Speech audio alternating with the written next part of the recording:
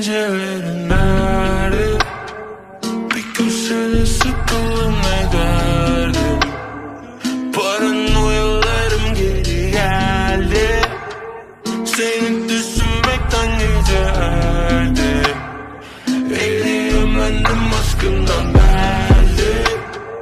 Dağları çünkü aklımı çeldi. Beklediğim o insan da sendin. Sersefirim komik benim derdim.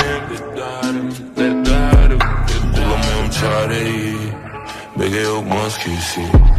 Buğday yok sesi. Aklımda poresi. Değilim kompleksi. Boynumda kolyesi. Yaşıyorum 15'i. Bostancı duman konseri ve bok yesim cin. Üstünde pat pek dekoltesi. İçimden milyon lütfen benim ol. Dershane üstüme derim ol. Anla artık seni seviyorum. Doldum ben de gitgide hep. Keşke demek zor ama seninle de.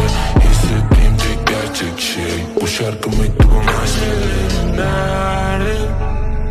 Bir köşede sıkıldım ne derdim. Paranoyalarım geri geldi.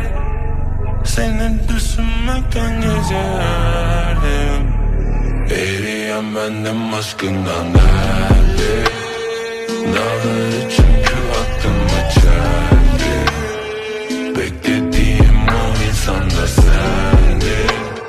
Sersefirim komik benim derdim. Eriyen bendim aşkından derdi. Dağları çünkü aklıma çeldi. Beklediğim o insan da sendin.